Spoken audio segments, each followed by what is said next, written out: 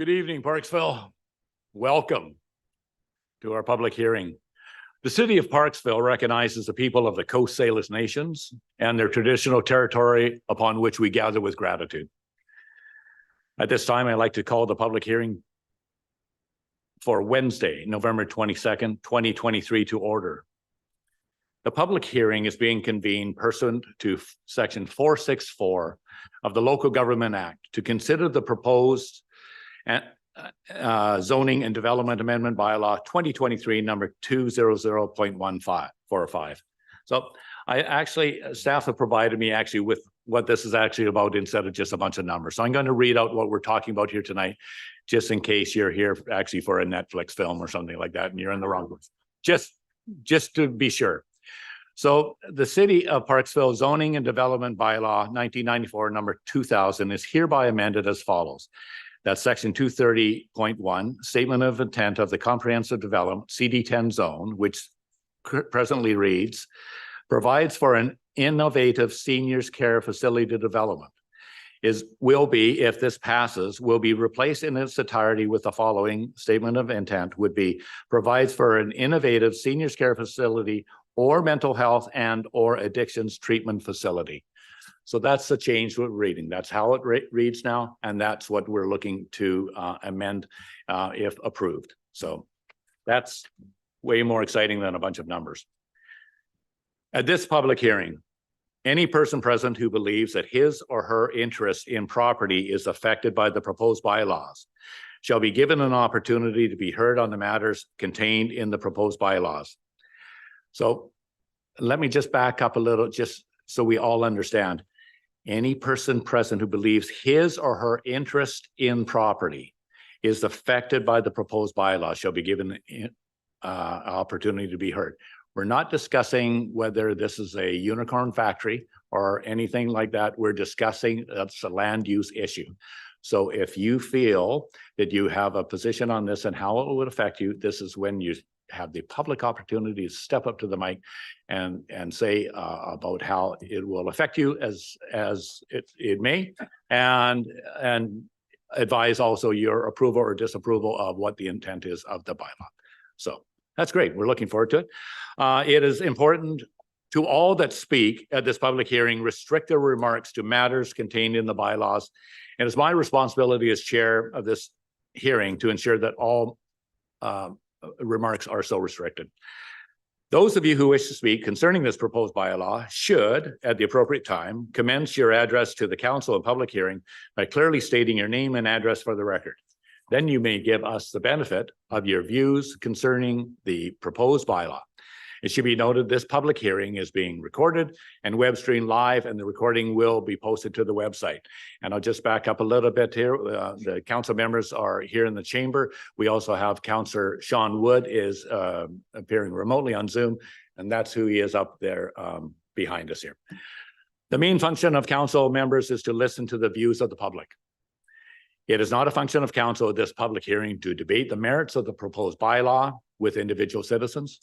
Everyone who deems their interest in property to be affected shall be given the opportunity to be heard at this meeting.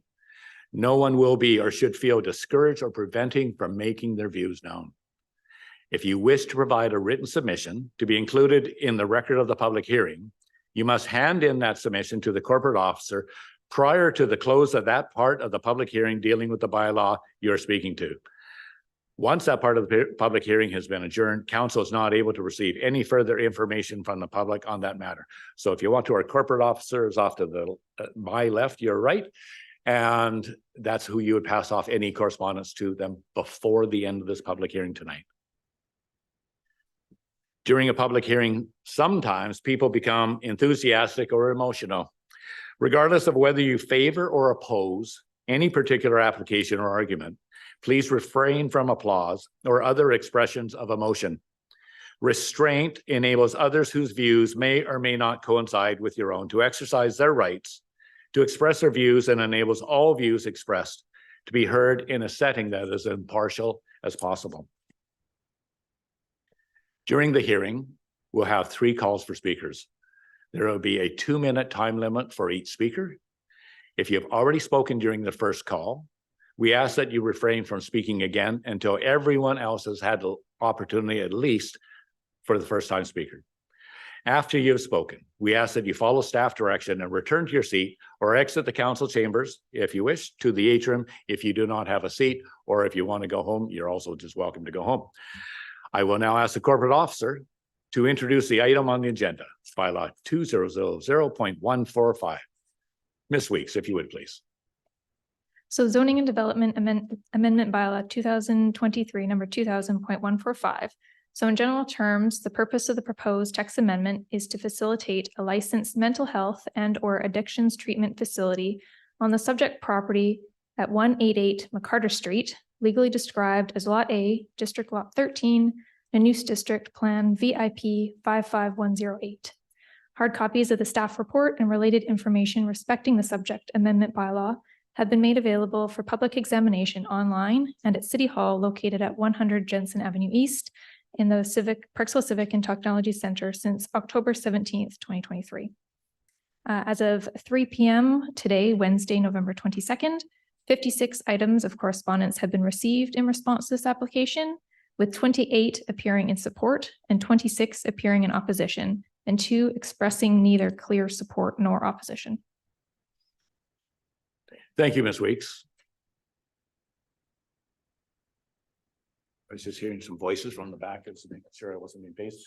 Are you able to hear in the back? Okay, well, I'll try and make sure that everybody leans into the microphone from here. Usually people don't have trouble hearing me, but that microphone is a little sensitive. So, okay, I'll encourage clear speaking. Thank you. This time, I'd like to invite anyone who would like to speak to come forward to the microphone, give their name and civic address for the record, if you would, please. My name is Lisa Stockton. I live at 517 Banks Avenue West.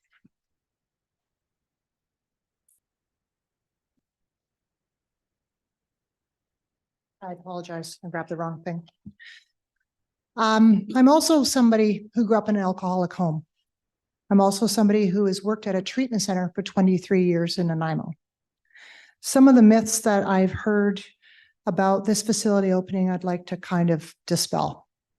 RCMP have never had to come to the facility I work at, but many have come for treatment.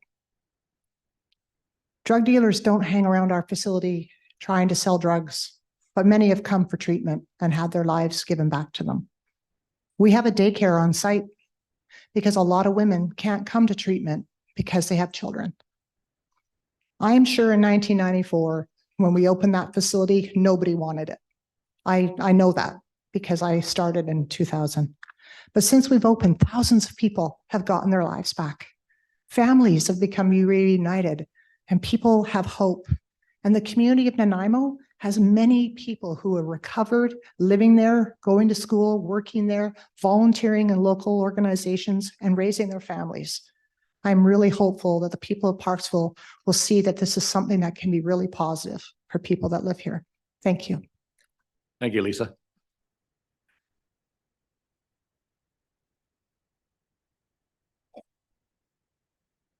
My name is Christy Crispin. I own the daycare at 124 McCarter Street.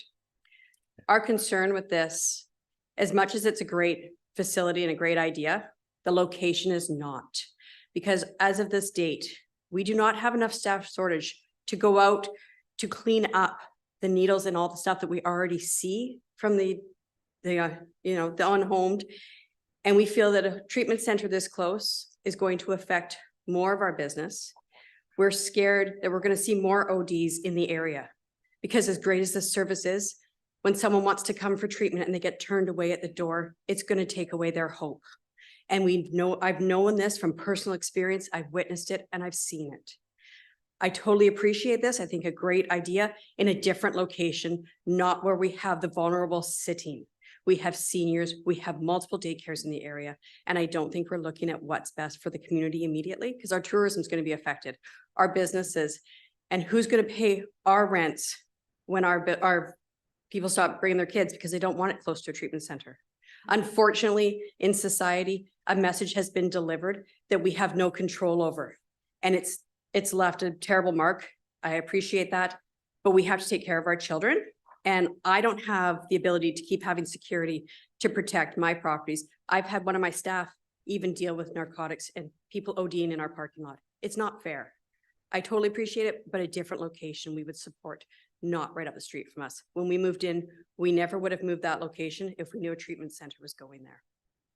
Thank you for your comments.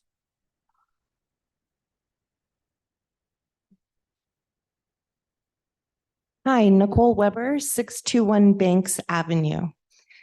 As a parent in this community and a concerned citizen, I can't stomach the thought of not in my backyard or to protect our children. This is to protect my child.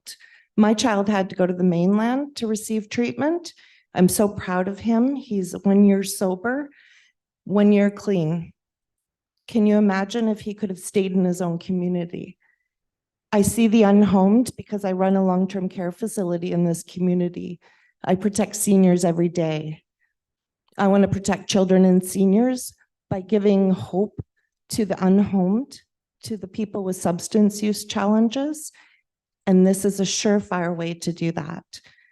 So I hope that everybody will consider in our backyard and for our children. Thanks. Thanks, Nicole.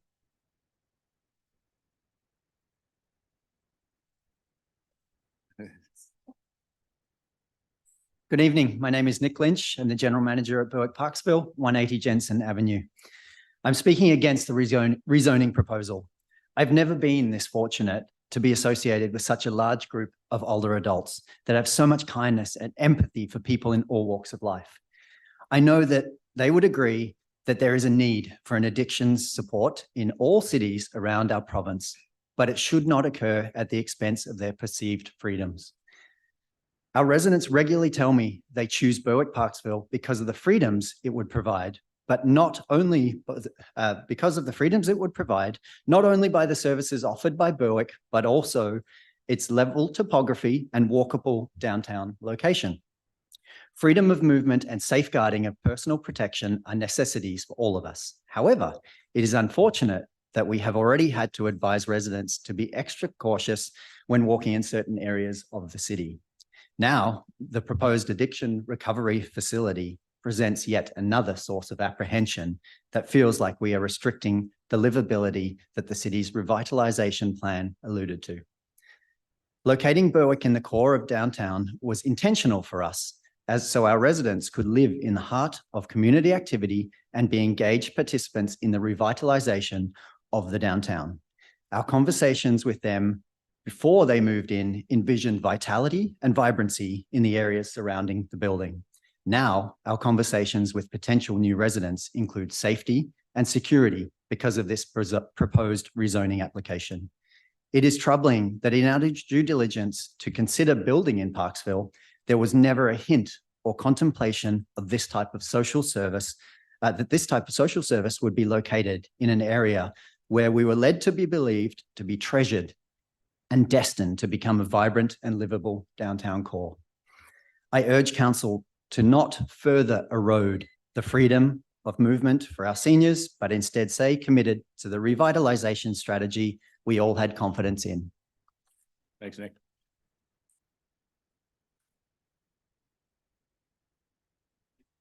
Hello. Good evening. Thank you for the opportunity. I'm Laura Snazel. I live at 384 Allwood Road in Parksville. And I am in favor of the bylaw change. This is an amazing opportunity for supporting, could be your spouse, your son or daughter, your friend, your neighbor, your colleague, and your community member. I had an alcohol addiction for many years. As a young adult, I tried my best over time to stop my alcohol addiction. I was very, very ill by the time I reached my mid to late 30s. I was mentally, physically, and spiritually just exhausted. I tried really hard to hide my addiction because I had so much shame and guilt and self-hatred. I tried so hard to quit. I failed every time on my own. I was desperate. I was hopeless. I didn't want to be here anymore. I couldn't change. Fortunately, I had a friend in the addiction field who suggested I go to a residential treatment program. And that program literally saved my life. That opportunity to learn coping skills and to heal from a lot of my own emotional pain led me to go back to school to learn. I took a human services counseling program, and that led to an amazing, rewarding career as an addictions counselor for many years. So I want there to be somewhere that people can have hope, that they can have the opportunities that I had, and that they can heal and thrive again. Thank you. Thank you, Lois. Hi, Nicole Biagioni, 1029 Cardinal Way. I didn't expect to speak today, but I challenge everyone in the room to consider a grandparent who's living at Berwick who would not want treatment in safe locations for their loved ones who need treatment for mental health or addiction issues. It is not going to change the walkability of this town to have treatment in town. I've recently, in the last year, sent someone I love at a great expense out of country for treatment. We need funded beds in BC. We need them in this town. We need them on this island. And I encourage everyone to consider the benefits. Thank you. Thanks, Nicole.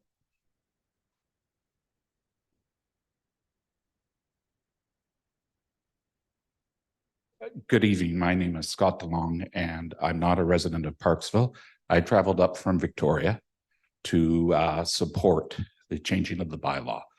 My role, I'm the Vice President of Community Health for the British Columbia General Employees Union, and my job is a residential team lead for treatment programs in Victoria for Island Health. I've been working for Island Health since 1994. I supervised 3 residential treatment programs, and in the past decade, the police were called once because we suspected someone was driving impaired. In fact, the residents engage in behaviors that support the community. In fact, one of our residential programs is a block away from Berwick. They didn't even know we were there for the first 7 years. I have seen residents assist seniors that have fallen. And I've also seen people die because of the toxic drug supply. I have worked in an intake program and seen the wait list reduced by 3 people because they passed away. We're in a crisis. And if anything I could do to support this, I know one thing, that they're fairly decent jobs. You're going to have extra ears and eyes in the community. And let's not confuse this with harm reduction, where there's chaos. This is treatment. These people coming are going to be screened by Island Health to make sure that they can live to community standards. If they can't live to community standards, they won't be accepted into the program. They will be referred to another program that can suit their needs. But all we're asking here is everyone knows a loved one. People die waiting to get into facilities like this. That's a fact. So I support what Island Health is doing here. And if this wasn't important to me, I wouldn't have taken the drive from Victoria to say these few words. Thank you. Thank you.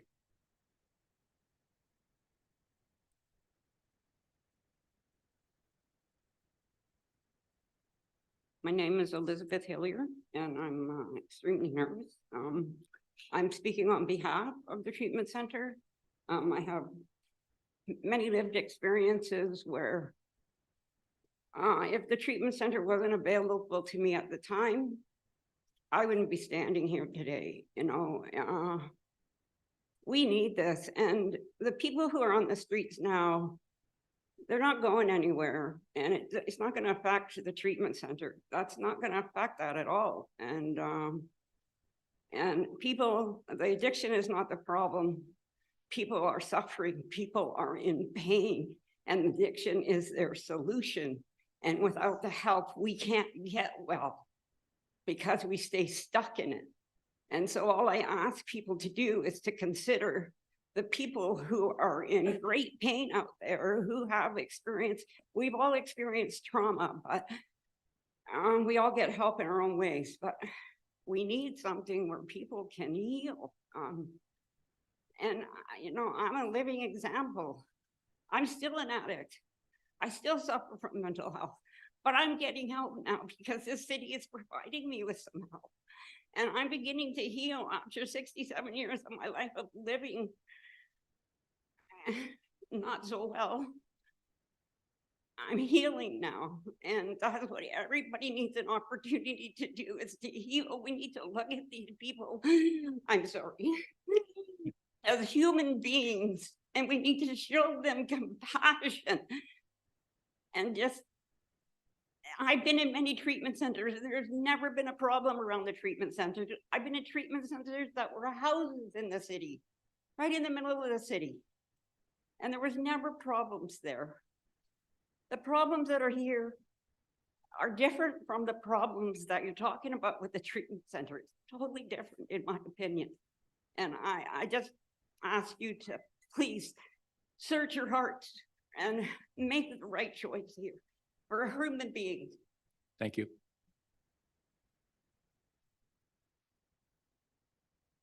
No, sorry. No applause. Thank you. Thank you. Sorry, sir. Hello, my name is Sure. Rod Bailey. I've been a resident of Parksville for approximately 34 years. Involved in healthcare for 32 of those 34 years. I am now retired. I see this bylaw as an offshoot of what I've done through my life. I've looked after seniors who needed assistance with a problem. I'm not saying that everybody that will go through this addiction facility will be young, but it's the same as a senior with a problem. They are a person with a problem. They need help. We can help them. Why not? Thank you. Thank you.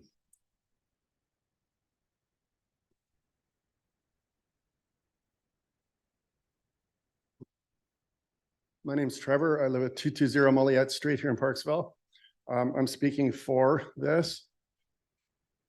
You're looking at a product of a recovery house. I cleaned up 10 years ago, actually 11 years ago on December 17th will be 11 years. And I can tell you for a lot of my life, I wasn't a productive member of society. If it wasn't for that recovery house that I went to, I wouldn't be the productive member of society I am in this town here now. I can say 100% that the facility I went to in the heart, in the center of New Westminster, BC, was probably the safest 3-mile radius around. We did things in that community and still continue to do so for the neighbors, like mowing their lawns. We help out at the churches. We're encouraged to support each other and help each other and become exactly what I've been saying, a productive member of society. So to turn a blind eye or to say it's somebody else's problem or we don't want this in our neighborhood or in our backyard is, I believe, born of complete ignorance. And we need to start to disperse of that myth that we're not worth something like this to help each other. Thank you. Thank you, Trevor.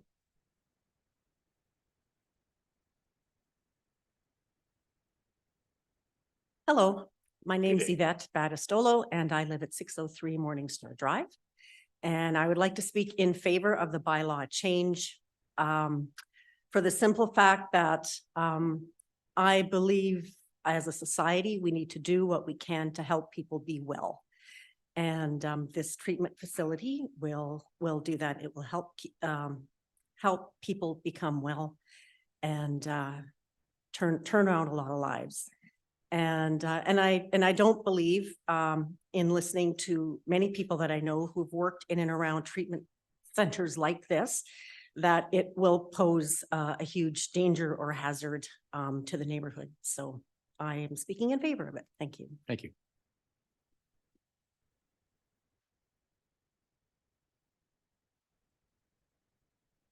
Hi, my name's Leanna Takama, and I have been in Parksville since 1980. I went to school here. My children went to school here. I've just recently moved 4 months ago to Qualicum, but I am here because I am completely for this.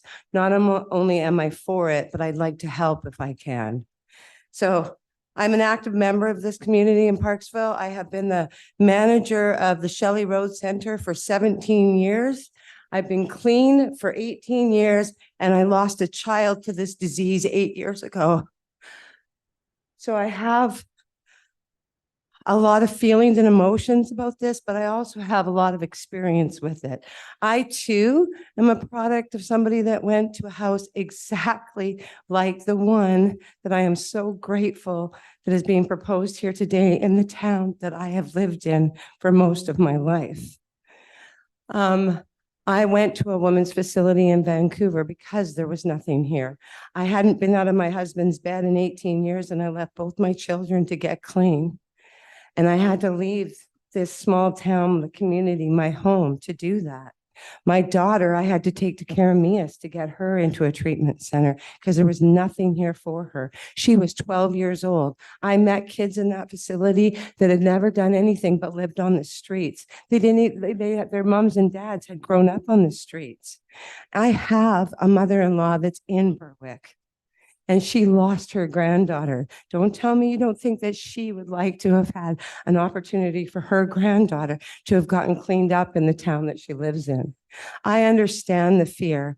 And the reason I understand the fear is because drugs are scary. And it's like it's been mentioned here. People, we need help, right? It's a mental illness. It's a disease. And people that don't have this disease cannot understand it.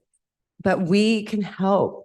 We can help, and treatment centers help people to become productive members of society. And that's what we want to do. We want to help these people become productive so you're not scared of them.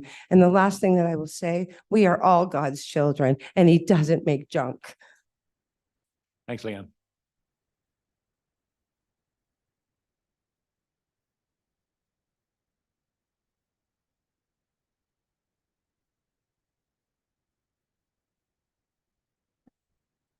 My name is Lorraine Crossan. I'm a resident of Berwick, and I fully support this new residence that is going to be provided for these people that want help. We need to give it to them. And it's going to save the government some money too. It's going to come fast because it's already there.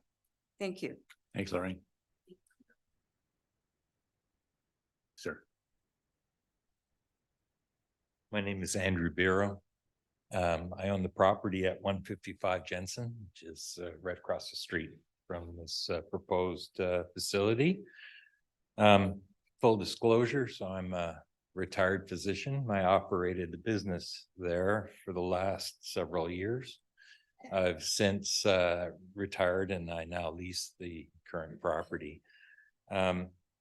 I think that this is a very uncomfortable situation because it's so emotionally charged, and there's no denying whatsoever that this is a difficult and a needy problem for which we need a solution. And so let's be clear here. I'm in full support of getting a facility such as this in Parksville. However, I am not in support of the current location that's proposed. I think it's being proposed because it's there and it's convenient for BYLAW, but I think if you were to choose a spot in this community, that's probably not the one you would have chosen, at least not me. If you look at Edgewood, for example, it's not in the downtown of Nanaimo. It's sort of set off to the side. I look at it quite personally to say my aesthetics clinic, which is right across the street. Now we're talking about closed circuit television, mobile security. I know for a fact that the people who currently lease have been very clear that they will not renew the lease should this continue to evolve. So, so I guess, and the bottom line is I'm not in support of this proposal at the current location. I mean, if somebody would have suggested a different one, I would probably be in support. Thank you, Andrew.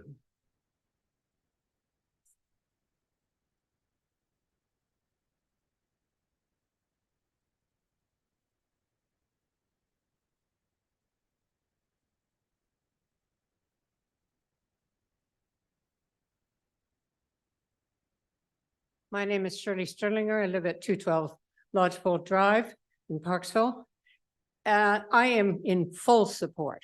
As a former public health nurse, I understand the addiction issues thoroughly.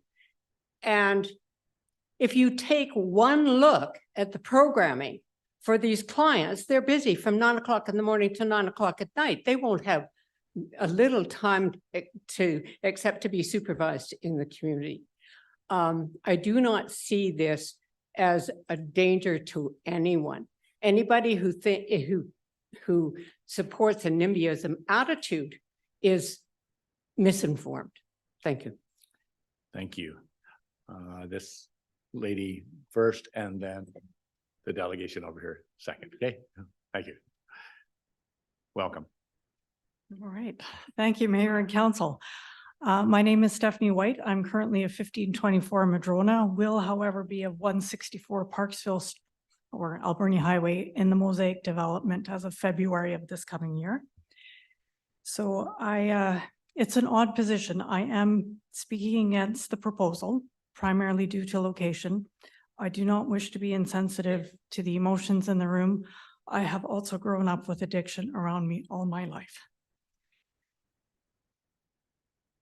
So my perspective is that it feels like there are competing interests that council has to weigh, because right now you have a large group of citizenry moving into your downtown, and I believe we're all happy to be part of the work, live and play ethos here, and are being asked to really engage in our community. It's also known that the presence of addiction does bring in the element of unknown, and I feel like that's why I'm speaking here as a citizen. I know I will be moving into my house. I know I will be moving into my place. I will be paying taxes, and I will be asked to navigate the downtown core. And I feel like this proposal request is asking a certain group of citizens within Parksville to have to navigate more of the unknown element in their living space than perhaps other people in this larger area. So I would ask council to consider, I understand you have competing interests here, but I would also ask you to consider the upwards of 140 units that are now going to be occupied in the next 3 to 4 months, and will be asked to engage in the downtown core. Thank you for your time. Thank you for your comments. This group here, sir.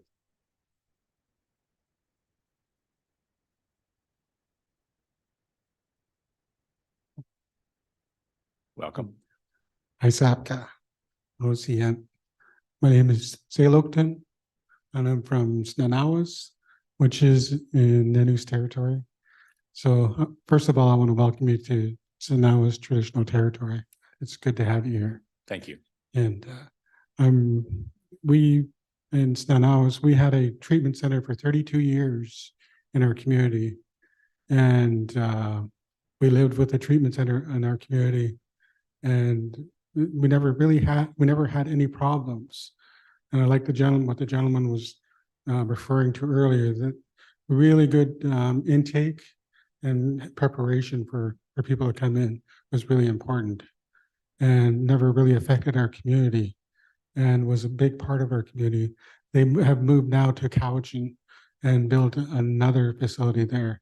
But while they were with us, it was a tremendous opportunity for the people in our community to find employment, to learn different skills, And I think that's what the treatment center does as well, is bring different skills to the community, as well as helping those in the community looking for help and support. My children went to school in Parksville, and some of our community members still go to school here. And because we're on the border, so we can go to Parksville schools.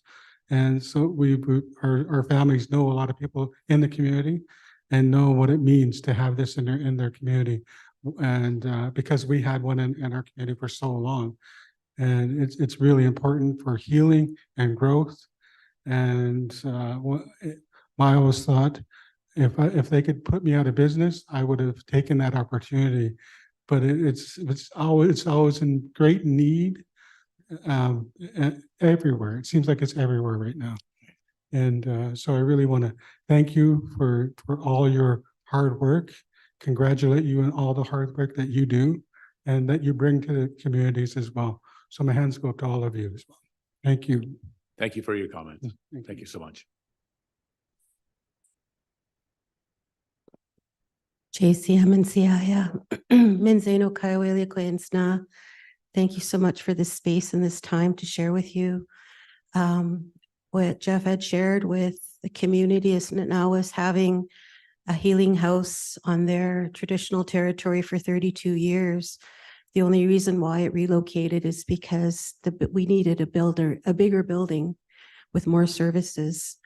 And just on a personal note, I just wanted to say to all the good folks here that I went through those doors in 1993. I came from a background of alcoholism and drug addiction.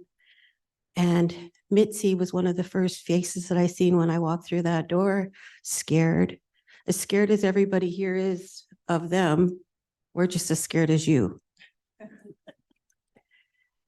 I went through program. I went through 6 weeks. It changed my life. The Red Road changed my life. And you're looking at a product of somebody that pursued her dreams that didn't have reachable dreams in those days. Now I have my master's degree and I'm in a senior provincial position with First Nations Health that never would have been obtained if I didn't go through those doors. That's just a personal note. So my contribution to this time and space is to be in favor of, yes, there's fear involved, but the only way to get through fear is to be courageous. Just like I was that day I walked through that door, as well as that day I walked out that door into my future. Thank you for listening. Thank you for your comment. Donda was our program director. My name is Wawaltanut. I'm also known as Mitzi Bob. I'm married into the traditional territory of Nanu's First Nation. You are located in our territory. We are a very proud people. Things were done to us to extinguish us as a people. That's our reality.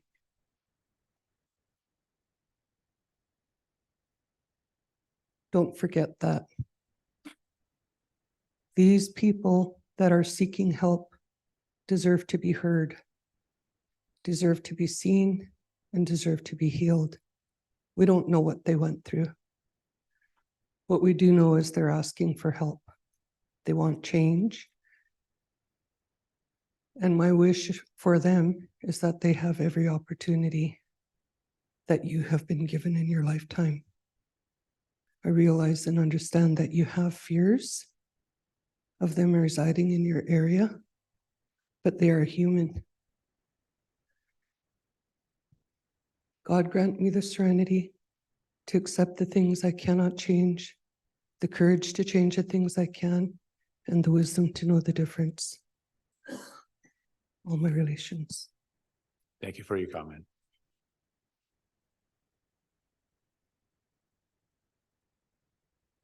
I leave this lady here first. Thank you. Hello, my name is Beverly Mitchell. I'm a proud member of Parksville community. Sorry, this is a very emotional subject. I want to retire here in obscurity. I was a police officer for almost 30 years in Vancouver, and I chose to work on the street. Today, I felt moved to come here to speak for all the voices that we lost on the street we couldn't save. Every day I dealt with addiction and mental health issues. And so many times they said, I've been waiting forever to get into rehab and there is no space. And you could phone all of the spaces and there was no space. And we can't leave the rehab facilities for the big cities of Vancouver and Nanaimo and Victoria because it is such a prominent problem that we face. And working on the street, we didn't get called to the rehab places. The mental health facilities, when we were called by the staff because they were being treated and they needed to go to the hospital. And we got there before it got to before people were hurt and before it got violent. A town, a city, a community, a society is judged on how we treat our most vulnerable. And this is not a low barrier or a no barrier facility. I'm the first to admit that there have been so many changes in Parksville and that there is a lot of street disorder and there's open drug use everywhere and it is fearful for people. But this is not the facility that we're looking for. This facility that's being proposed is someplace that people want to go to get treatment. And if we can save some souls, if we can save some families and children don't have to go through life with an addicted parent or a dead parent, it's what we have the power to do. So I fully support this change to the bylaw, and I really hope that people can find it in their heart to do more research and to find out that we all need this facility. Thank you. Thank you for your comment.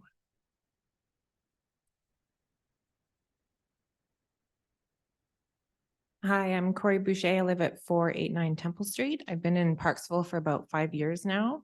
In that time, I've worked with seniors and I have 2 little kids. And so I'm very aware of the concerns of the vulnerable population within this town.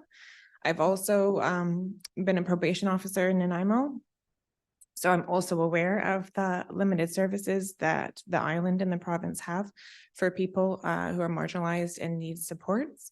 As I understand it here, we're talking about the location of the proposal today. So from a practical standpoint, to see this project be successful, the residents who live there or stay there, I should say, are going to need easy access to pharmacies, groceries, public transit, and whether health support or health services and support services the community can provide. And so that should be taken into account when considering the location for this project. So I'm in favor. I don't know if I said that. Sorry. I got ahead of myself. I'm in favor. Thank you for your comments. Going this side now, sir.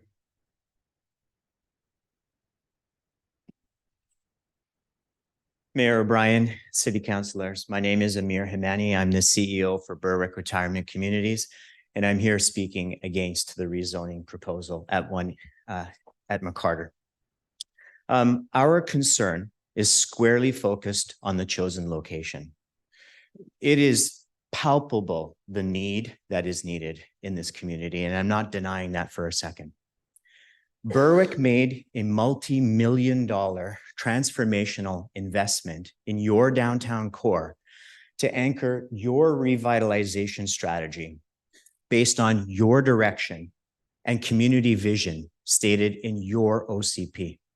An innovative seniors facility. We delivered.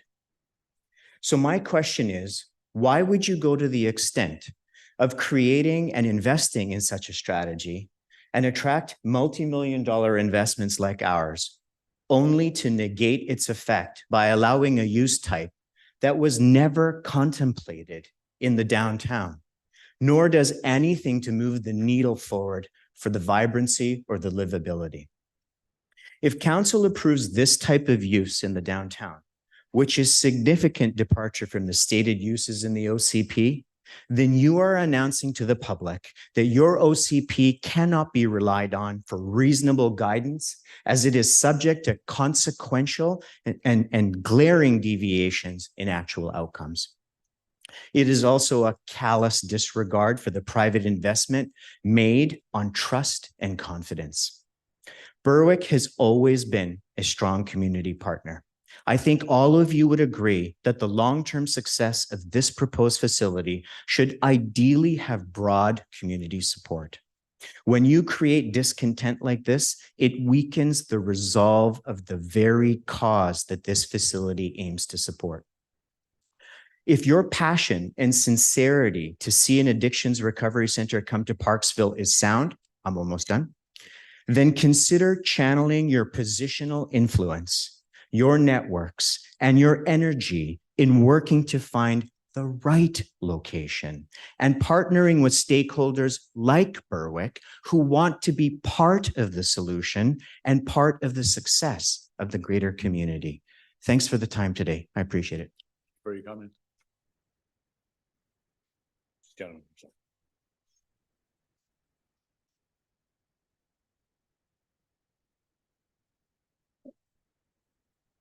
Thank you.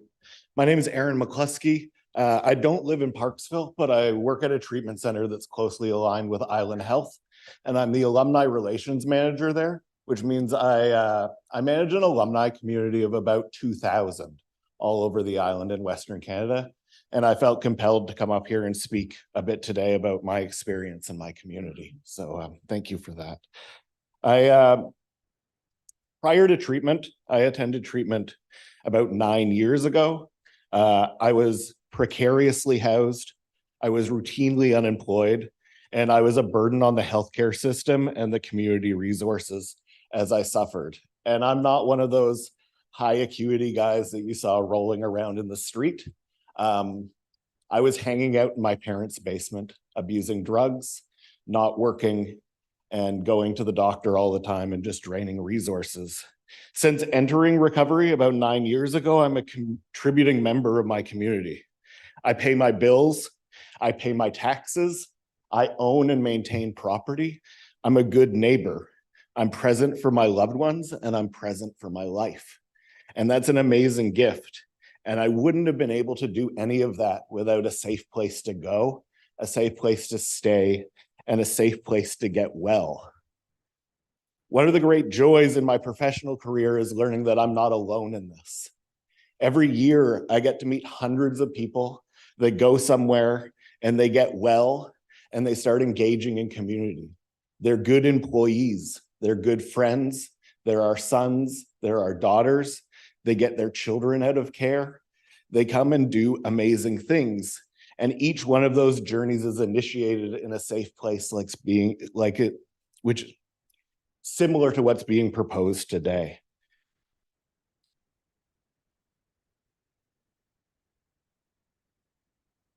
These are folks that are passionate about their community and they're passionate about giving back. I will say also, as someone who used to use drugs, when I was using drugs, anywhere near a treatment center was the last place I wanted to be. Right? Like I lived in a place where if I got within 3 blocks of a treatment center, I thought the staff would come and kidnap me and hold me hostage there. And so I avoided that area entirely. Anyways, we're in Cobble Hill, and the fine folks in the small town of Cobble Hill, a lot of them don't even know we're there. We're good neighbors. And I know about Island Health, and I know they can be good neighbors too. So thank you so much. Thanks, Aaron. This gentleman here, and then this one.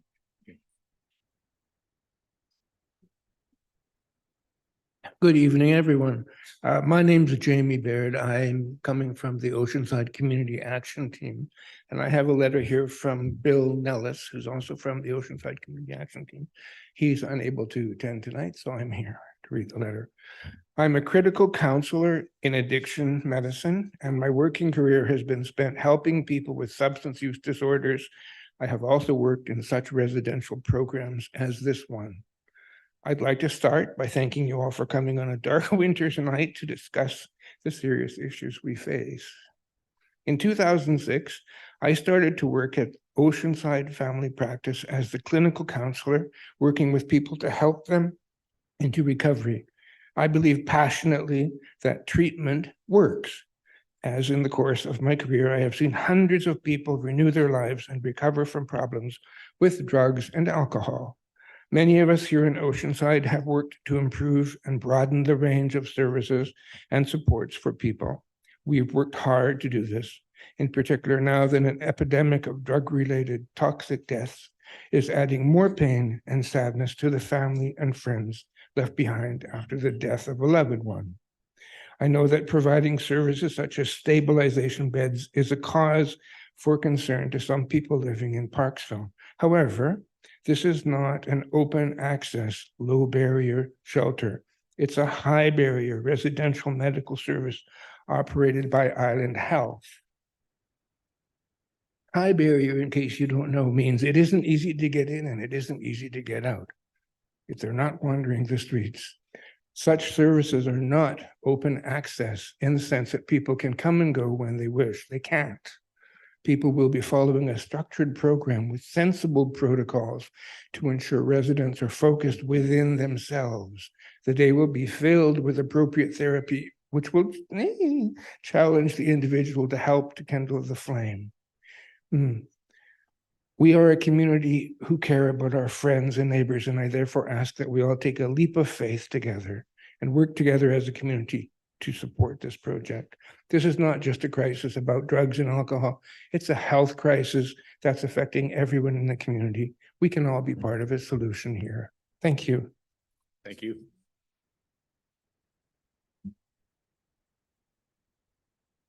My name's Karen Byrne. I'm from 439 College Road in Qualicum Beach, but I've lived in Oceanside for 38 years. I'm a retired psychiatrist, and I was so happy when I read the article and then was able to read the information about the proposal for this in Parksville, which is really to serve far more than Parksville. I'm very much in favor of this.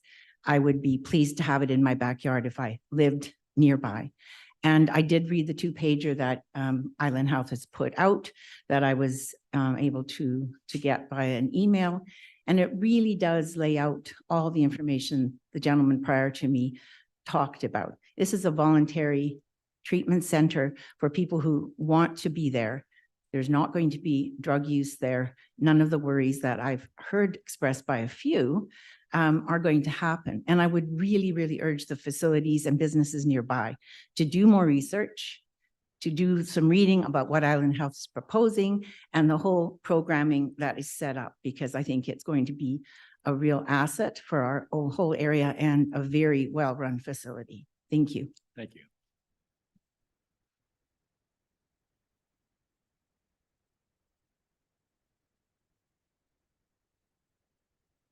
Thank you, Mayor and Council. I'm here representing our organization, Mom Stop the Harm, and the ladies with me, and I represent other parents in town that have lost their children, loved ones to substance use harms. We are in favor of the rezoning change.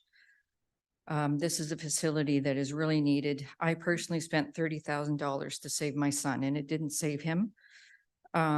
He needed to go to treatment again, and we had no more money. This treatment center will be free for those that need it, and it's desperately needed.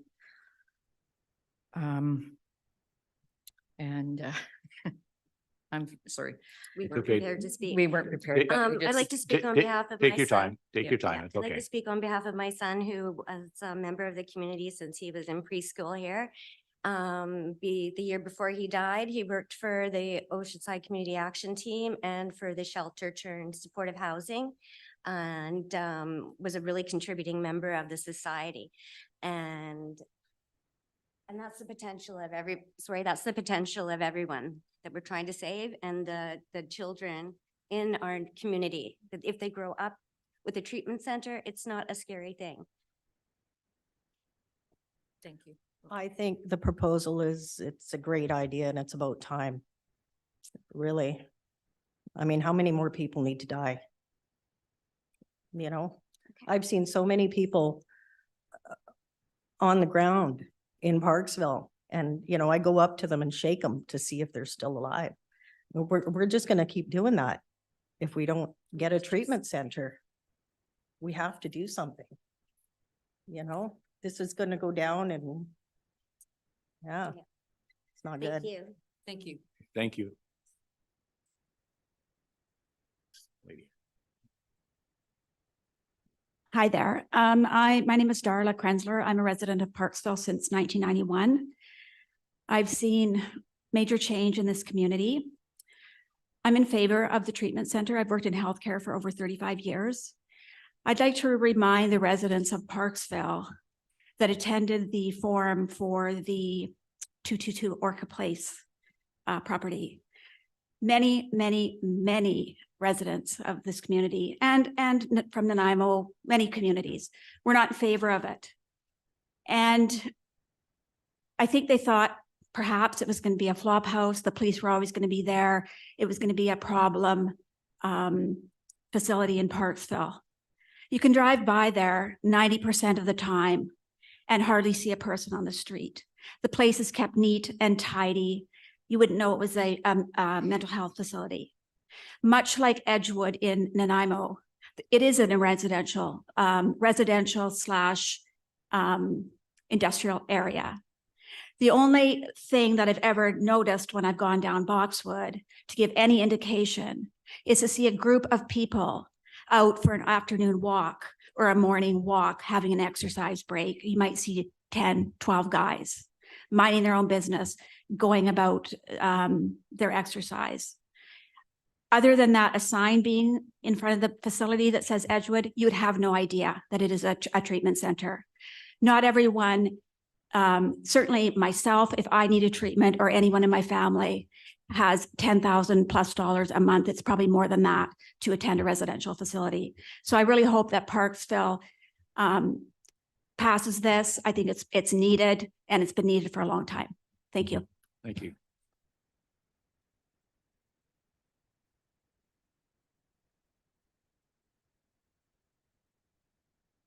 Thank you very much. My name is Jane Courtney. I live in Parksville. I actually grew up here, moved away and came back 15 years ago. I am in full favor of this facility, and I don't understand the people that are against it. What are they afraid of? They say they don't like the location. What are they afraid of? What did they think is going to happen? I think sometimes people have a preconceived notion of people that go into treatment or into recovery. And we come from all walks of life. And you're looking at one right now. I'm almost 20 years clean and sober. And it would change people's lives. It would save their lives. And we need this. We need it desperately. Thank you. Thank you.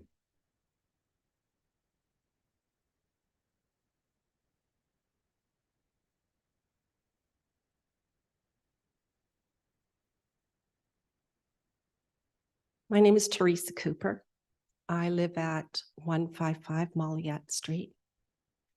And I am the executive director for the Parksville Downtown Business Association. This is a really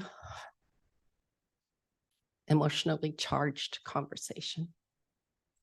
If I take off my executive director hat, I have lived most of my life with family members with addiction and alcoholism, and it's not nice.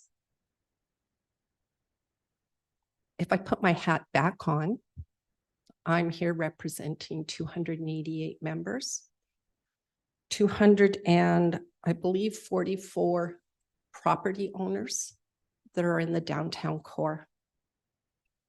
Since moving here in February, I walk to work every day through Memorial Plaza, through the downtown.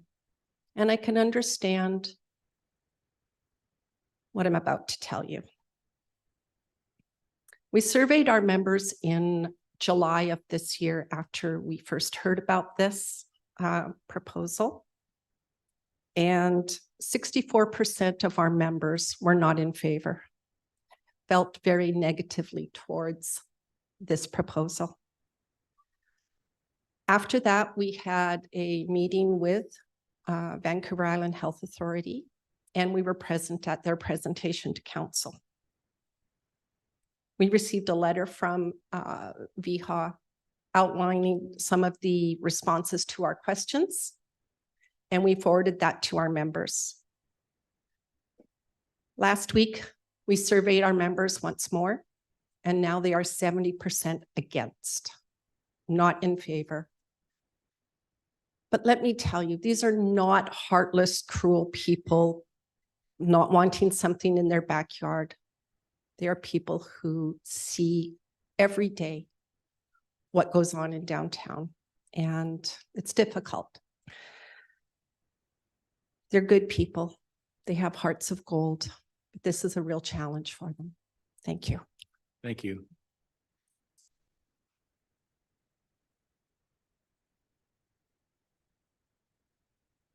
Hi, my name is Trevor Hawking. I live at 891 Virginia Road in Coombs, and I just want to say that I am for the treatment center.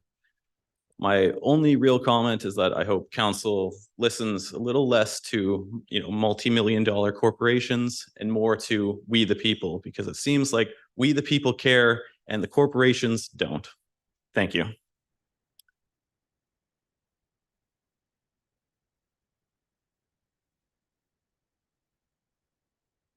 Hi, my name's Candy Trites, and I was born on the island in 1962 in Port Alberni. And I moved to Parksville when I was 10 in 1972. So I grew up on these streets here. But that doesn't, for me, growing up, I grew up in a very dysfunctional family with a mom and dad and brothers and sisters, and all four of my siblings are all alcoholic addicts, where my parents were not. So it doesn't really matter, if you ran away or this is not a prejudice thing. It hits everybody and anybody. I have worked as in a long-term care facility for 26 years with seniors. My mother lives in Berwick, and she couldn't be more proud of me. I have 10 years clean and sober. I guarantee there's other people living in Berwick Manor with children that are alcoholic addicts. It touches all walks of life. And I look after people at my job that have family members that are the same. And if it wasn't for me straightening my life around, I would not be this compassionate, loving, caring person that I am, to be able to go to work and look after these people. And I owe that to the program, right? It saved my life. My husband died of a direct result of his substance abuse back in 1997. Left me a widow with 2 children at the age of 35. My daughter is one step away from living on the street. I'm trying to get her help, but it's unaffordable for me. I can't afford it. And so I am for this treatment center. Thank you. Thank you. Sir.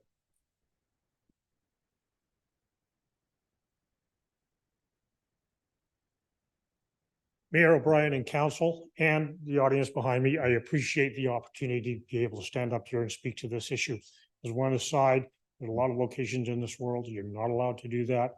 You still have that right here, and I think it should be something that's protected. My name is Sorry, Norman. sir, we need your name and address.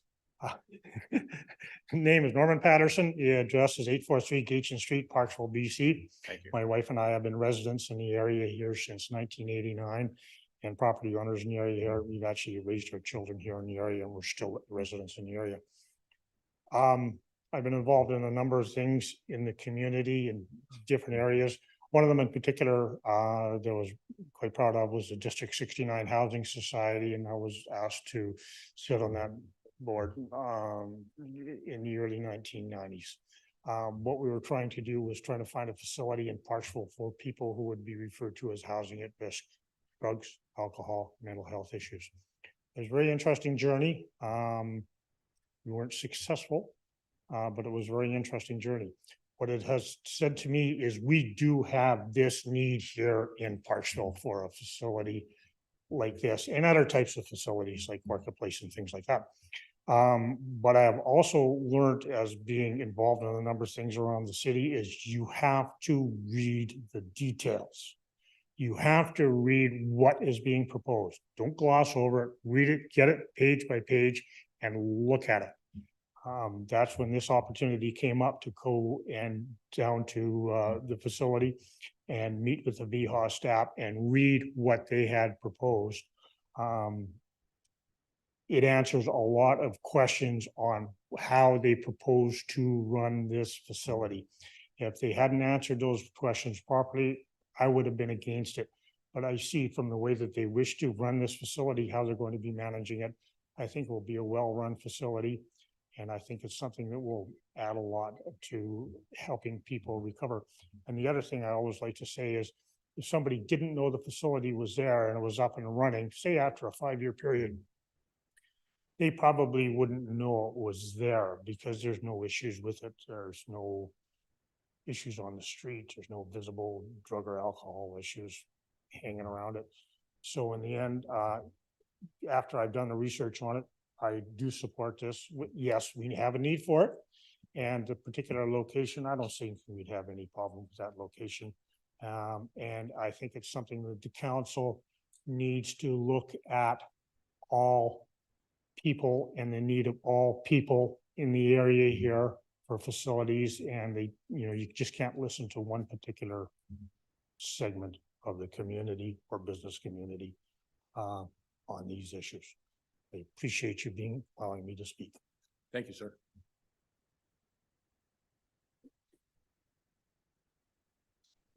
Sorry, are you a second? Yes. You've already been here. I first half, I just asked before second speakers, if I could. Are there any more first-time speakers that would like to come? Yes. I'll make a clear announcement for second-time speakers. Yeah. Thank you. My name is Peter Jorgensen. I have an investment and a business at 177 Weld Street. And we've been there for about 11 years now. As a investor and business owner, I am in support of this development. I've heard some of our partners' investment where they have concerns for loss or downgrading of value of our property. My personal opinion is, give it a chance. Let's move forward. Let's help clean up the street because I'm very dissatisfied with what I'm seeing on a daily basis. And I think this will be a good step in moving forward and something that we as a community must support. Thank you. Thanks, Peter. Gentlemen.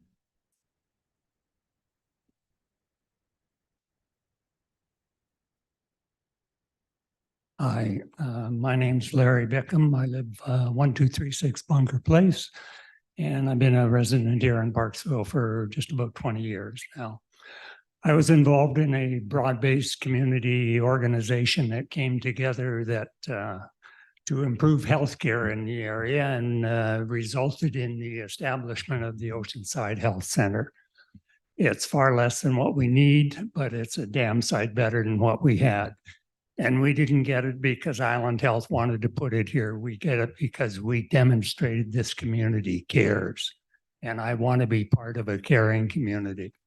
Was reference to the Orca place. I remember the furor that was raised when that was proposed, and including our investors from Berwick who put their the plans on the shelf for a while until it was actually built and functioning. And rather than being an eyesore, it's a source of pride within this community and part of the cleanest part of this city. I want to be part of a caring community, and that's what I think Parksville is. As far as the risk is concerned, I can appreciate the business owners downtown because I do my business downtown. I see what they deal with. But it's not the people in treatment that are the problem. It's the ones who can't get treatment. That's where their problem lies. So I fully support the proposed amendment. Thank you. Oh, no. Thank you. Okay, you've been doing really good so far. Not time for any latitude just yet. Okay, so next for a first-time speaker, please.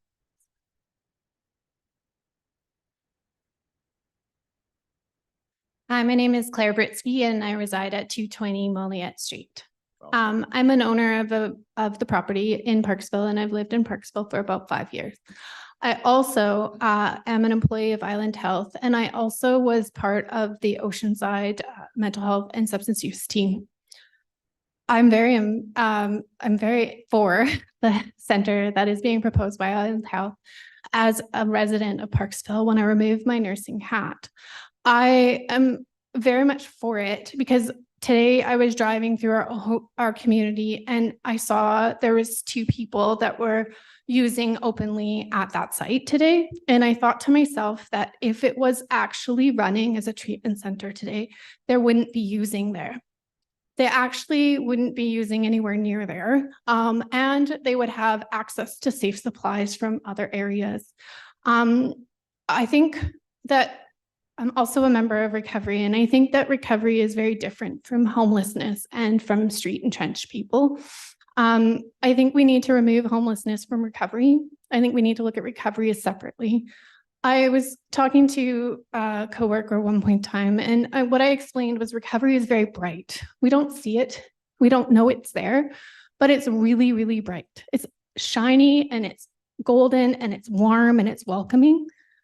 Homelessness and substance use, when it's active, it's very dark and it's isolating, and people live alone in that illness. Let's embrace recovery. Let's embrace and welcome people into our community so that they can learn from the recovery that already exists in our community, which is very thorough and all welcoming. And thank you for just letting me speak tonight. Thank you. Thank you for your comment.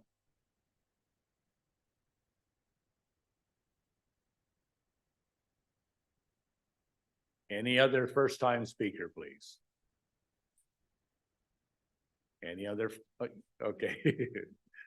That's all right. Hi, my name is Holly Hepner. I'm a business owner in town here. I've also belonged to several different boards. I've given a lot of my time back to the community. My children all were raised and grew up here. We had a really loving family. My son, my adult son went through substance abuse.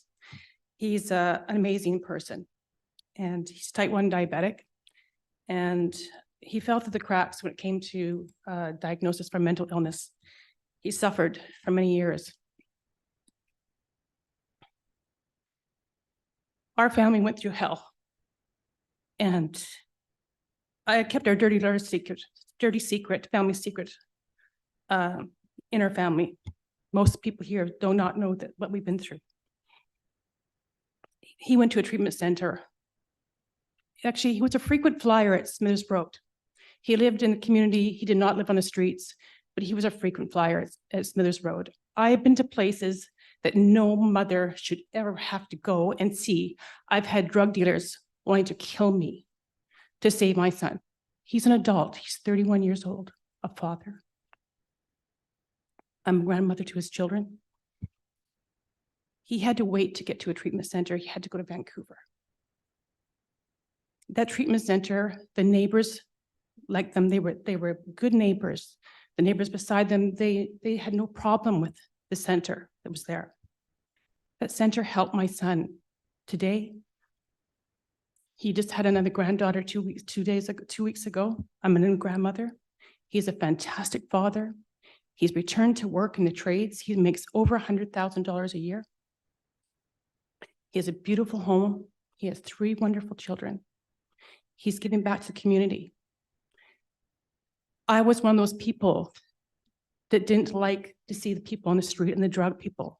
I was the one that discriminated against those people. I was one of those people until it happened in my backyard, until it happened to me. So here I am opening up my dirty little secret in my family. It helped my son, it helped our family. Please, I support this facility. Thank you, Holly.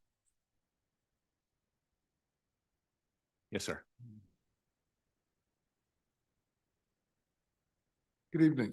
I'm John Banks, 246 Hamilton Avenue, Parksville. Also here with a couple of fellow folks from Smart Recovery.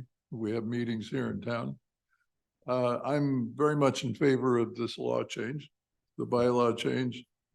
Problem with a lot of the recovery, when someone decides they want to quit, oftentimes they go to detox. They'll spend 5 to 7 days in detox, getting clean, and then there's no place to send them. Without a recovery center, without a program like this 90-day program that we're looking at here,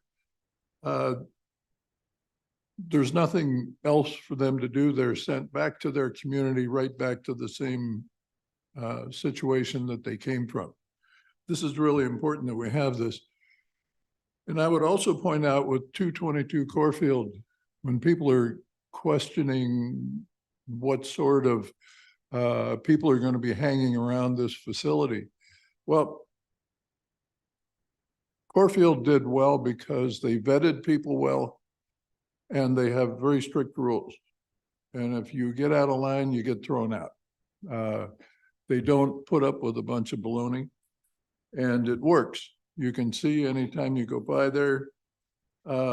This facility that is proposed will have staff 24/7 with very limited visitor rights.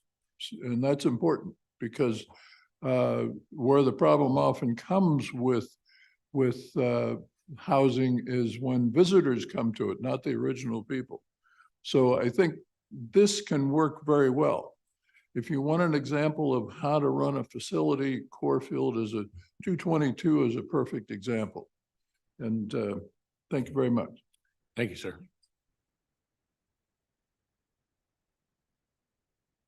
Is there any other first-time speakers? Is there any other first-time speakers? Is there any other first-time speakers? Hearing none, we'll move to second-time speakers.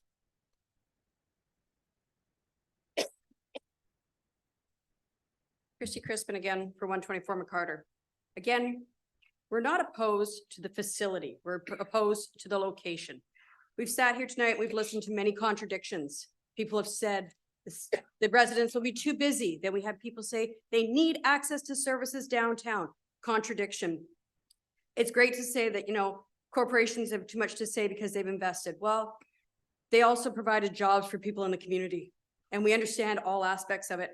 And there's 70% opposed to the downtown core. So those businesses start to go away. Those jobs start to go away. Our community starts to fail because now people have to leave it because there is no jobs. That's not fair.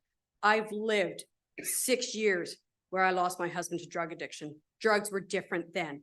The government was not handing them out to everybody. It is a life-saving disease that people don't have access to. Heart conditions, needles for diabetics, we all pay for that. Addiction, people are handed the narcotics freely. Our government is half of our problem. Let's be real here, people. I totally understand. It's just the problem that's been brought to society by the drug structure. That is why people are opposed to this. But businesses are what's keeping our community together. And if we lose those, we won't have a community, which is what we're all here to fight for, is the community of Parksville. It's a great idea, a different location. Like they always say, location, location, location. Let's think about that before we say anything more. It's all about location. Thank you, Christy.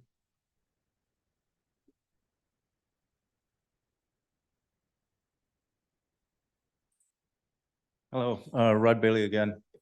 The previous speaker said something that kind of got me a little riled. She said, let's be real. Yeah, let's be real. This is healthcare. This is nothing more than healthcare. If I break my arm, I go to the hospital, I get a cast put on it. If I am sick, I have a place to go. These people do not have a place to go. I know addiction. I know addiction personally. And I still deal with addiction. And this facility is so needed, and it is just healthcare. Let's fix our brains like we fix our arms. Thank you. Thank you.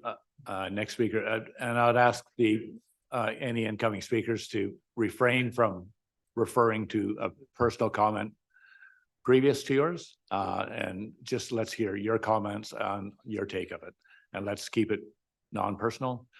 Thank you. Hi, Leanna Takma again. As I mentioned when I was up here earlier, I am the manager for the Parksville Shelley Road Center. And for any of you that don't know what that is, because when I took it on, no one knew it existed. It was such an eyesore, and my husband and I took it over, asked by somebody in the community, and the city of Parksville has helped us so much. And this little tiny hall has just grown into this. There is an AA, NA, Narnon, Al-Anon, Bikers Against Drunk Drivers. There's a meeting every day of the week there that helps with that. And what I wanted to mention is the location is crucial. I am so for this for that reason, for the location. And I didn't speak of that because I'm so emotionally attached because of my personal attachment to addiction and losing a child to this disease, right? And almost losing my own life. But what I want to mention about the location is somebody oh, nope, I was asked not to do that. So these people can get to that meeting. They can walk to the Shelley Hall and get a meeting every day of the week. And there's many more meetings in the Parksville, Qualicum, Coombs area as well. So location is great in my opinion. Thank you. Thank you, Leanne. And I will mention, thank you so much for your service to at Shelley Hall. You've done an amazing job there. You're a great manager, and you've done amazing things for that place. My appreciation from the city of Parksville. Thank you. My name is Lisa Stockton. I guess I'm really having a hard time because I think that when you haven't personally experienced addiction, dysfunction, in your own family or amongst your friends, it is hard to understand what all of us are saying about the need for this in our community. I often talk to families where it's like, well, they did it to themselves, and nobody ever woke up wanting to be an alcoholic or a drug addict. I heard it earlier today that it became the solution to a lot of problems. And what treatment is about what is underneath the substance. And I honestly believe that programs that are in facilities like Last Door, which is amazing, and Westminster House and Edgewood and Cedars, they could put those in the school and we would be closed. I would love to be closed. I would love to never have another person walk into Edgewood's doors. But unfortunately, that is never going to happen.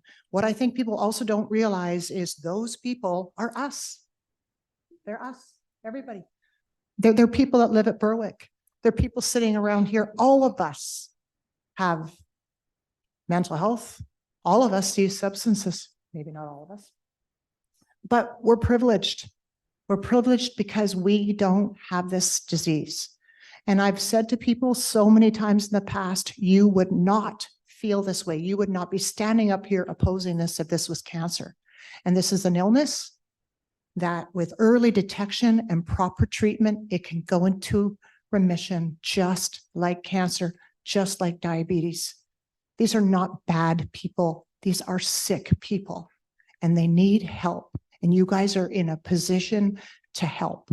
Nanaimo, they didn't want Edgewood, but I'm telling you, there is a huge recovery community there. We have opportunities in these businesses to have more employees, more volunteers, more functioning people. It is not going to ever take away from Parksville. It is only going to add to Parksville. All those businesses that are around Edgewood don't even know we're there. Thank you. Thank you, Lisa.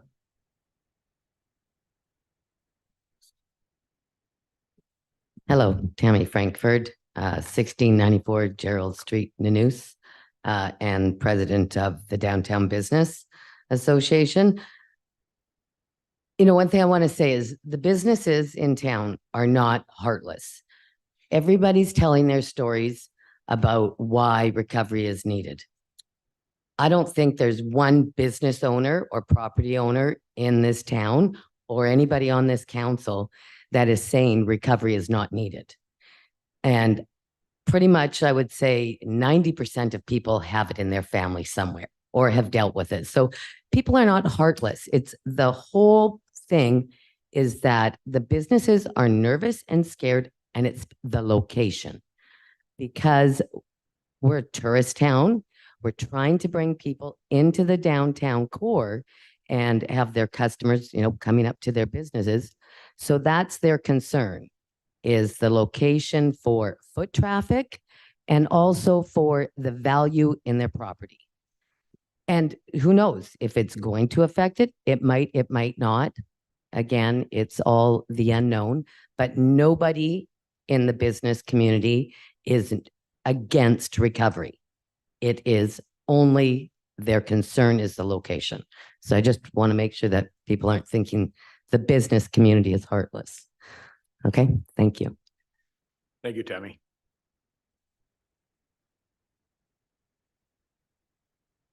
Yes.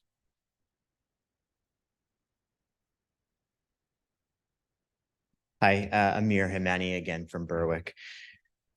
Man, this is tough. This is really, really hard. These stories are personal, they are gut-wrenching, and they are super, super real.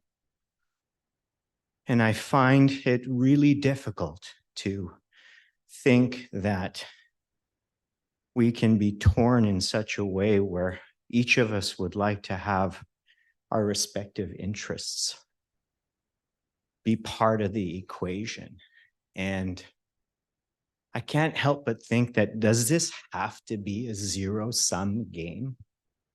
Does it really have to be? Why can't we find a winning solution that works for everybody? Does a winning solution involve council stepping up in a way that they've never had to before, to dig deep, to work with community and find a better solution where we may be able to actually all contribute to its success? I just feel like it is within your ability to look at working with provincial resources. You guys have those conversations. You have the ability to pick up the phone and see what other resources are available, where maybe we might even be able to build a purpose-built community using community dollars, private dollars. We can do this if we just find a way to not make it polarizing. And I can't, there's not one story in here today that didn't really hurt to listen to. And I know it's easy to pick on business.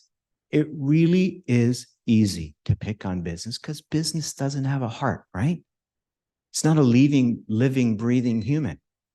But all I want to just say to you is that as a business, we employed the people who perhaps are going through addiction today. giving them a job. We employ the people who help build our community, who possibly were supporting somebody with addiction. So business is not heartless. Business is part of the solution. And I just need you guys to see if there's a way that you can see it as not a zero-sum game, but perhaps a collaborative win for everybody. Thanks. Thanks, Amir. Yes.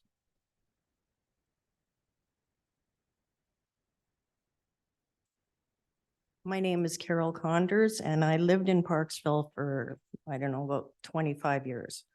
I don't live there now, but I do work in the area. And I've been affected by this addiction personally. I've lost 2 children to this. And when my son was ready to go to treatment and there was nothing, I had to wait. He had to wait for 3 months to get into a treatment bed in Courtenay. And you know, a lot can happen in 3 months. We need something here for our people that live here, you know, and they're not bad people just because they're addicted to substance. They're not bad people, you know. I know that a lot of people are afraid and I know that the crime rate has gone up because of it, for sure. But, you know, if we take care of this and get them the help that they need, we're going to take care of that too. It's going to go away. We're not going to have so much crime, you know?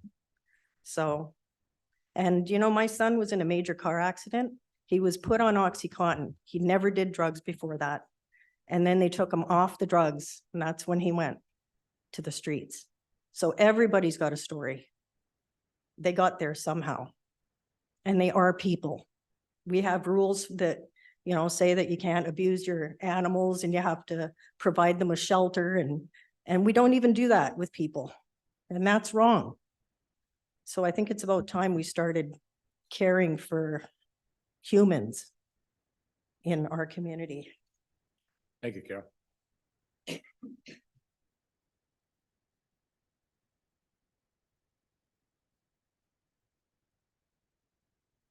I'm Elizabeth and I live at 224 McKinnon Street. Got it right this time. I'm not panicking this time. I just want to remind everybody, this is only a 19-bed facility. This is not a 200-bed facility. We're not drawing in hundreds of people to this facility. So we need to keep that in mind too. That's all I want to say. Thanks, Elizabeth.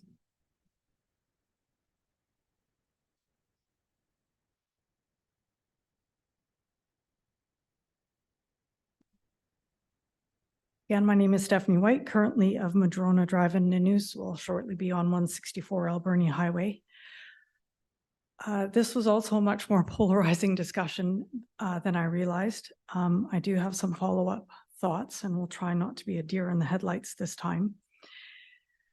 There is no doubt that Parksville and Oceanside needs treatment facilities. And it feels like a lot is being laid at the feet of council here. And I do hope there is background support from VIHA and from the province, as municipalities, I feel, have the most limited resources to bring to bear to these issues. My understanding of the parameters laid out by mayor and council is that we could come up and speak if we feel we're being affected on a property matter. So I am here to speak as an individual property owner who has purchased in downtown Parksville, who will reside in downtown Parksville, who will pay my taxes in downtown Parksville. I'm asking mayor and council to take that into consideration and to perhaps find a way forward that may involve all of us who want to find the heart in the community, who want to support people that are suffering with addiction. I would like to do that as well, but would also like to please take into consideration that those of us who are owning properties here as our individual residences, I am nervous. I am scared of yet another layer that I may be asked to navigate, literally walking within 500 meters of my house.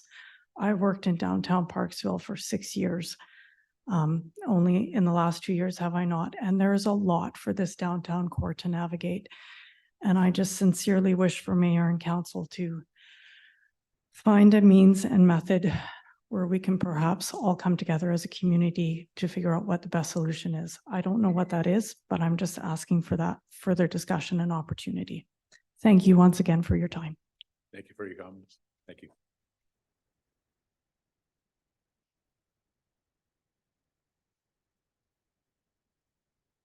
So that was the round of second time speakers. Holly? Yeah, go ahead. My back is, oh, you have to excuse me. I can relate. So sorry, earlier I was, emotions took over. I thought it was gonna be fine, but I wasn't. So I just want to say that, there's fear. The unknown is fearful if you don't know. And I understand the businesses in downtown have concerns because we don't know. But I know for firsthand, the treatment centers they're dry. There's zero tolerance. And they are good neighbors, and they do need to be close to places where they can walk, and drugstores, doctors, many different businesses. As well as their families come to visit them. They come in to support them. They come to visit. They go for lunch in the community where they're residing in the treatment centers. Their money is also brought in from out of town. People come to visit. They're not just isolated in this building. They spend money in the community, and they walk around and spend money in their downtown, wherever the facility is. So I don't want to say I understand the fear. I understand the fear. I was one of those people that I was disgusted to see these drug addicts. I was disgusted. And when it happened to my own family, my eyes are really opened. And so I hope that the council can really stop and think. I know the fear is big. People are concerned, but really honest, to tell you the truth, I've seen it firsthand, and it's very warming. And the people that work there are very compassionate, and there's zero tolerance for any misbehavior. They are there. They want to be there. If they're not wanting to be there, they leave, and they don't stick around and hang out the back door. They leave. They leave town. They get as far as way they can go. But when they're there, they want to be there. They want to be better. They want to be better people and to give back to their own community and give back to their own families. So please consider this facility. Thank you. Thanks, Holly.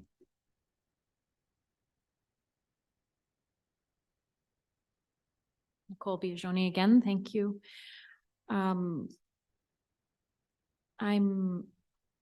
It's exhausting in a way I didn't expect, but I'm hoping to ask council or expecting to ask council to have looked at the evidence. There's got to be evidence. Do people in treatment cause difficulties for local business?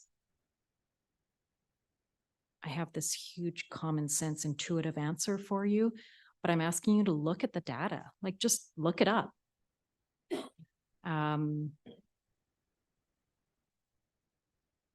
Yeah, that's all I wanted to say, actually.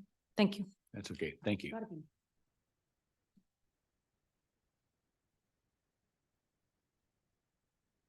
Nicole Weber again. I just want to say that what an amazing opportunity for me to say that I'm in the business of healthcare and people. And the people are what matter.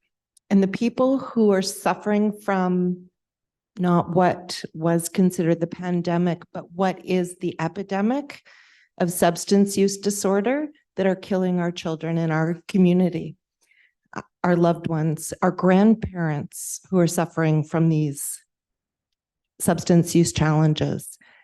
I will continue to support anybody who asks for my help, and I hope the council will too, and see that providing safe treatment, a locked treatment facility, will help those people that these business owners are afraid of, that they are people. And when you put recovery into their lives, they become contributing members of society that give back to others who need. And I'm so excited to see council do what's right. Thank you. Thank you.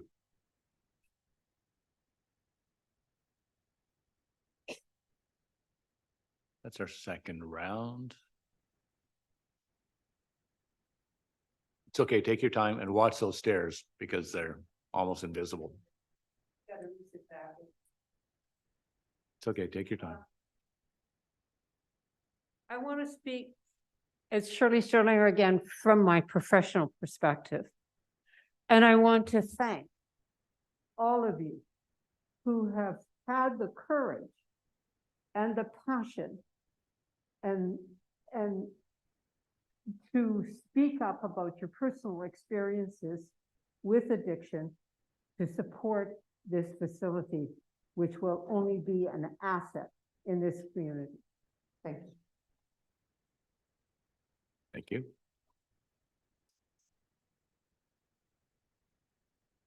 Nobody rushing the mic right now for second speaker, so I'll call for second speakers a second time. Second speakers for a third time. Seeing none, we'll call for the first round of third time speakers. Hello, Lisa. I guess Lisa Stockton, I just want to say one thing. If it doesn't open, do the people think it's going to be safer? I don't know how it'll be safer if we don't have treatment. So all of the businesses, everybody that's concerned, and I'm not calling people out because I understand the fear. I mean, when I started 23 years ago, I didn't know what I was walking into. I've never been unsafe in a treatment center. I've never felt unsafe working there. There's never been an issue in the entire time I've been there. But our downtown won't get better if we don't help people. And if you're afraid to walk to work or walk to your home now or to live down there now, do you think not having a treatment center is actually going to make you feel better? Do you think those businesses are going to be safer if people don't have somewhere to get well? Thanks, Lisa. No, no. I'm keeping an eye on you. Okay, you've been really well behaved, and I'm going to commend you all for that right now. It's the nicest public hearing I've been to. Thank you. I'm going to call for third time speakers one more time. And one more time for third time speakers. Thank you. Okay, that's it for you. Now it's our turn. So thank you so much for being very respectful to each other. And I do appreciate that. That truly gives me great gratitude for the community that we live in and that we're members of your council. And it truly makes us feel that we're doing a job for a great community. So thank you for being that community. Council, I'll ask for a motion right now to receive any correspondence. There'll be a motion by Councillor Gore, seconded by Councillor Beal. All those in favor? That carries unanimous. Thank you, Council. This time I'd like to ask for a motion to terminate the public hearing for zoning and development amendment bylaw 2022 number 2000.145. Could I have a mover or seconder, please? That would be moved by Councillor Wood, seconded by Councillor Grenz. All those in favor? That carries unanimous. Thank you, Council. At this time, I'd like to say that now that the public hearing is being adjourned, Council cannot entertain any further submissions or correspondence from the public on the proposed bylaws. Now we go radio silence. Now it's us, and I know most of us, to not sleep for the next 12 hours, to think of exactly what we heard today, because I know that's what we'll be doing. And that's our job, and we take it very seriously. So thank you once again. I would like to ask for a motion to adjourn. Moved by Councillor Gallagher, second by Councillor Martin. All those in favor? Carries adjourned. Motion is adjourned. Now you can applause.